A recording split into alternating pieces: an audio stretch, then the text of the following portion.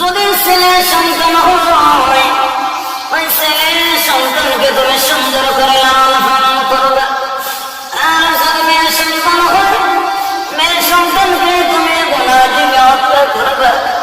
ইয়া রাসূলুল্লাহ, ইয়া হাবিবাল্লাহ, আমি সিরিয়ার জমিনে ব্যবসার জন্য চলে গেলাম। 6 থেকে 7 বছর পরে বাড়িতে যখন চলে আসলাম, আসার পরে লক্ষ্য করে দেখলাম আমার একটা সুন্দর মেয়ে, সাজা সে সুন্দর সুন্দর একটা ফুটফুটে মেয়ে আমাকে আব্বু আব্বু বলে ডাকে। আমি বললাম, তুমি কে? তুমি কেন আমাকে আব্বু আব্বু বলে এভাবে ডাকতেছো? ইয়া রাসূলুল্লাহ, ইয়া হাবিবাল্লাহ, আমার স্ত্রীকে বললাম, স্ত্রী তোমাকে আমি বলেছি যদি মেয়ে সন্তান হয়, মেয়ে সন্তান হইলে তুমি জীবিত কবর রচনা করবা। ছেলে সন্তান হইলে তুমি সুন্দর করে লালন পালন করবা। রে স্ত্রী, এই মেয়েটা আমাকে আম্মু আম্মু বলে বারবার ডাকতেছে।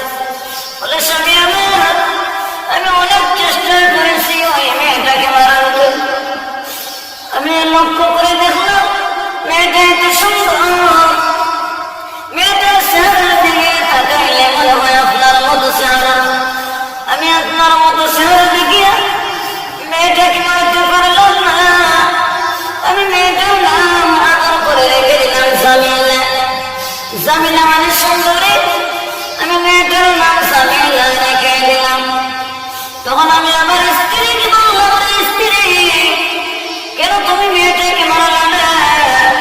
ইয়া রাসূলুল্লাহ, ইয়া হাবিবাল্লাহ, এভাবে 1 দিন 2 দিন 3 দিন চলে